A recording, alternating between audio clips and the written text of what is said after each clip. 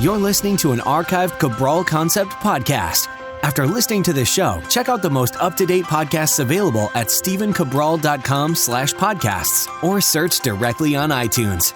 And now, welcome to the Cabral Concept, where board-certified naturopath and integrative health practitioner Dr. Stephen Cabral shares how he was diagnosed at the age of 17 with a life-altering illness and given no hope for recovery. It was only after studying and traveling all over the world did he discover how to combine ancient Ayurvedic healing practices with state-of-the-art naturopathic and functional medicine to fully rebalance the body and re-energize it with life. It's time to discover how to get well, lose weight, and finally feel alive again. And now, here's your host, Dr. Stephen Cabral.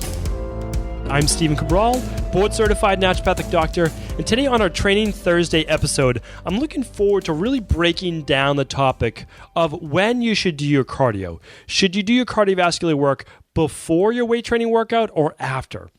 And when I talk about cardiovascular work, or cardio we'll just call it, I mean the elliptical, the bike, rowing machine, sprints, anything that's really working the heart and lungs, right?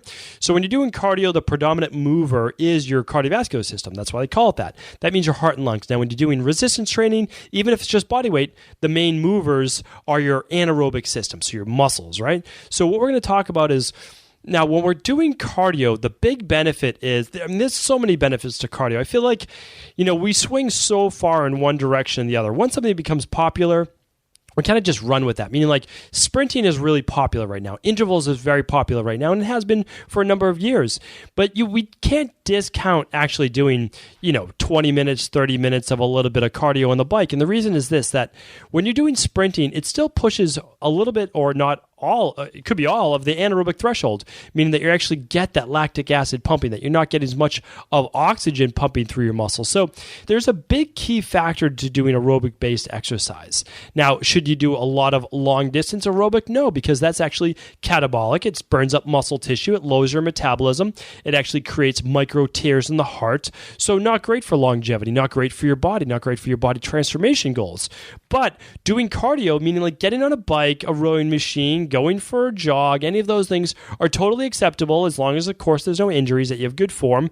And that actually pumps a lot of oxygen through your body. And that is an amazing thing for, yes, not only your health, because it is absolutely great for that, but your mood and endorphins. And so many people need a boost in that. And so that's really important as well. So we need both. And now that we know we need cardiovascular work and we need weight training work, what should we do? Well, we should do this. That about 3 days a week, you've seen my protocol. If you've ever downloaded my Welcome Care package, which if you haven't, it's free. Just go to stephencabral.com. It should pop up pretty much on every page. And it just says Welcome Care package. You simply enter your name and email, and you get all of my best tips. Like you get my best workout, the ideal workout week, you get the lab test, you get all that great stuff completely free. And that's easy. You just go to stephencabral.com for that. So here's the other thing. When you're doing these 3 weight training workouts per week, now some people might do more, some people might do 2, but 2 is really the minimum. If you're going to do cardio that same exact day, what I recommend doing is doing your cardiovascular work after. So after you do your weight training. That's really important. And why? Well, because your cardiovascular work is you're going to get the same benefit, if not more, if you do it after your weight training. And here's why.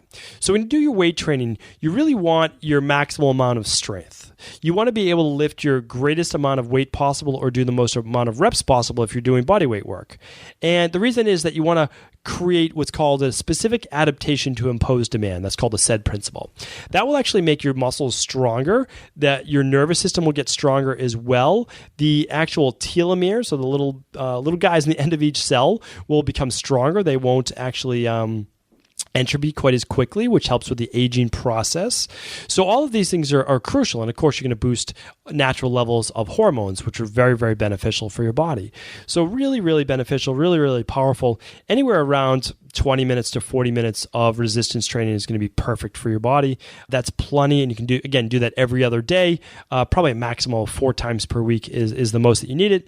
I usually recommend 3 times a week: Monday, Wednesday, Friday, Tuesday, Thursday, Saturday. Anything like that is fantastic. And then afterwards, after your 20-minute, 30-minute, 40-minute workout, whatever you like to do, then you can do another 10, 20, or 30 minutes of cardio. And that cardio could be sprinting, or it could be just hopping on a upright bike, which is something that I enjoy doing as well. I just get get the blood pumping through my body. Really, really great. So what are the benefits, though, of doing it afterwards? Well, afterwards, you actually have already primed the cardiovascular system, meaning like you still use your cardio, you still use your heart and lungs when you're doing weight training. And so that is already getting you past the point of, people say getting into that fat burning zone, right?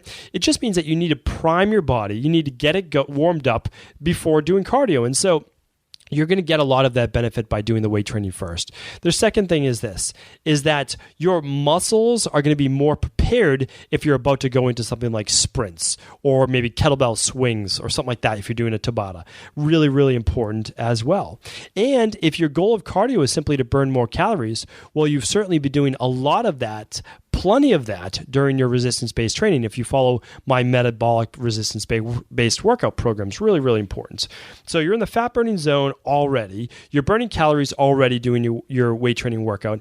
And I find it really important. You don't want to tire yourself out. I think I mentioned this just a moment ago, but you don't want to tire yourself out for your weight training program. You want to be able to lift the max amount of weight. So you'll do your cardiovascular training after your weight training workout, going fresh. And the last part is that it's great to end a weight training workout with pumping oxygen through the body, really getting the oxygen, helping it to repair. So that's a big part of doing cardiovascular-based work. You're flushing out the potassium ions, the calcium ions, you're flushing out the lactic acid, and you're getting a lot of oxygen to the muscles. It's just a great thing to do. Now, you can do that through stretching. It does work, but doing cardio kind of kills a lot of different birds, a lot of different stones. So I would just say that's just a great way of doing that. So that is my absolute best recommendation. I've seen it work fantastically well over the years. And what I would say is, I told you, there's one little special population who should do their cardio training before their weight training. And that would be those people who are training for an event where cardio may be the main factor.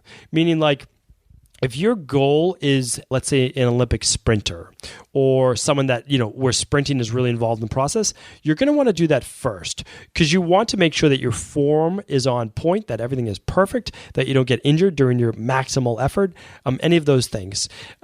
And I would even say for marathon training, your weight training could be first because you're not weight training every single day. So very few people, only sports specific, would you want to do your weight training beforehand. So really, really specific to that. For the most part, let's do our cardio training afterwards. And keep in mind, if you're doing a 30 or 40 minute weight training workout and you're doing that 2 to 3 times a week, you could simply alternate your weight training days with cardio days. That works incredibly well as well. So again, if you download the welcome package, it will just show you that Monday, let's say that's a resistance training day.